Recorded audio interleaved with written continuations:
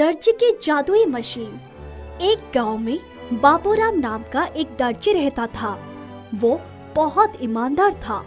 बाबूराम ने एक पैसा भी कभी बेईमानी से नहीं कमाया था। कुछ दिनों के बाद बाबूराम की बेटी की शादी थी और वो अपनी बेटी की दहेज के लिए पैसा इकट्ठा कर रहा था। एक दिन बाबूराम बैंक जाता है और बेटी की शादी के लिए सारे पैसे निकाल लेता है। बाबूराम बैंक से सीधा अपनी दुकान जाता है और दहेज का सामान खरीदकर दुकान पर ही रख देता है। दुकान से घर लौटते समय जोरों की बारिश होने लगी, इसीलिए उसने दहेज के सामान खराब हो जाने के डर से दुकान पर ही छोड़ दिया। वो अपनी दुकान में ताला लगाता है, मगर हड़बड़ाहट में ताला ठीक से बंद नहीं होता। ताला खुला ही रह जाता है।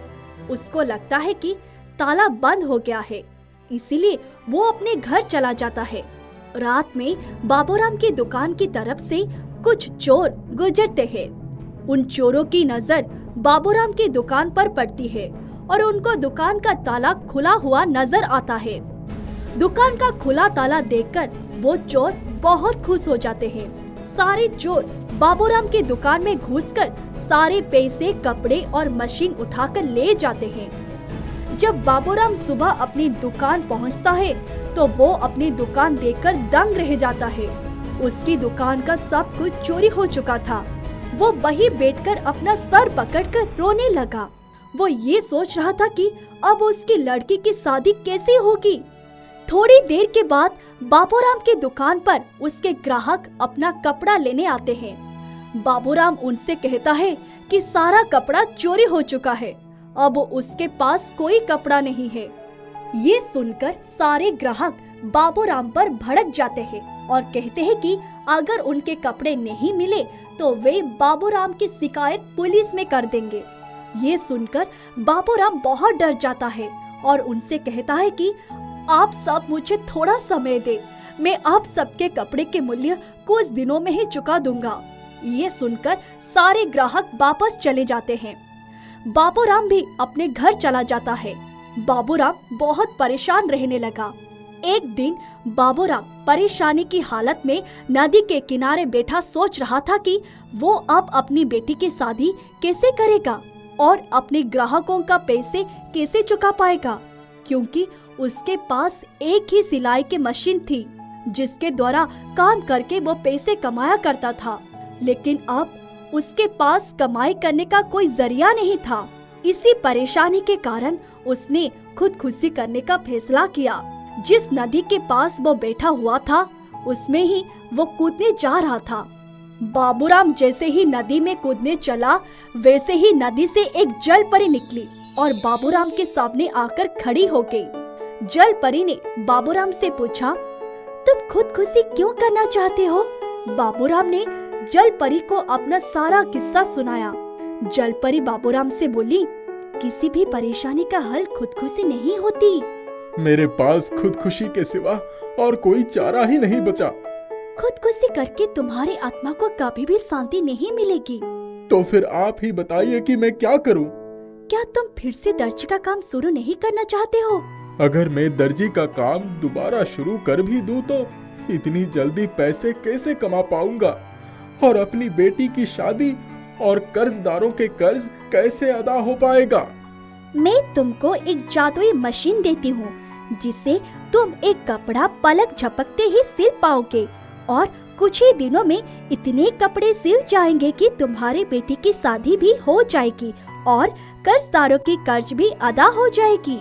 लेकिन जो कपड़े चोरी हो चुके हैं उन कपड़ों को मैं कहां से लाऊंगा? और जब कपड़े ही नहीं हैं तो मैं जादुई मशीन से सिलूंगा क्या? तुम उन कपड़ों की बिल्कुल फिक्र ना करो, तुमको सारे कपड़े तुम्हारी दुकान में ही मिल जाएंगे। ये सुनकर बाबूराम खुश हो जाता है, मगर तुम जाने से पहले एक वादा करो कि जब इस जादुई मशीन से तुम्हारी सारी आवश्यकताएं पूरी हो जाएगी तो तुम इस मशीन को मुझे वापस लाकर दे दोगे। इस पर बाबूराम राजी हो जाता है। फिर बाबूराम जलपरी से वो जादुई मशीन लेकर सीधा अपनी दुकान गया और जैसे ही दुकान खोलकर देखा तो दुकान में ग्राहकों के वे सारे कपड़े मौजूद थे। उन कपड़ों को देखकर बाबूराम बहुत खुश हुआ और जैसे ही वो उन कपड़ों को सिलने बैठा, उस जादुई मशीन ने कुछ ही देर में सारे कपड़े सिल डाले। ये देखकर बाबूराम हैरान हो गया। अरे ये तो सच में कोई जादुई मशीन ही है। थोड़ी देर के बाद बाबूराम के सारे ग्राहक आ गए और अपना अपना कपड़ा देखकर बहुत खुश हुए। कुछ ही दिनों में बाबूराम अपने गांव और साथ ही साथ आसपास के गांव में मशहूर हो गया। उसकी दुकान में ग्राहकों की लाइन लगने लगी। बाबूराम सबका कपड़ा एक ही दिन में सिलाकर दे देता था और खूब पैसे कमाता था। कुछ दिनों के बाद बाबूराम ने अपनी बेटी की शादी भी बहुत धूमधाम से की। जब बाबूराम की उस जादुई मशीन से सारी आवश्यकताएं पूरी हो गई, तो वादे के मुताबिक बाबूराम जादुई मशीन को लेकर नदी के किनारे पहुंच गया। थोड़ी देर के बाद जलपरी नदी से निकली और उसने बाबूराम से कहा, क्या हुआ बाबूराम? इस जादुई मशीन से मेरी सारी आवश्यकताएं पूरी हो चुकी हैं और अपने वादे के मुताबिक मैं मशीन को लौटाने आया हूँ। बाबूराम, तुमने अपना वादा पूरा करके ये साबित कर दिया है कि तुम एक ईमानदार व्यक्ति हो। अगर तुम अपना वादा ना पूरा करते तो ये जादुई मशीन तुम्हारे पास से खुद ब खुद गायब हो जाती और तुमको फिर कभी ना मिलती, क्योंकि तुमने अपने वादा पूरा किया है। इसीलिए ये जादुई मशीन मैं तुमको हमेशा के लिए देती हूँ। फिर बाबूराम जल परी को धन्यवाद देकर जादुई मशीन साथ लेकर चला जाता है।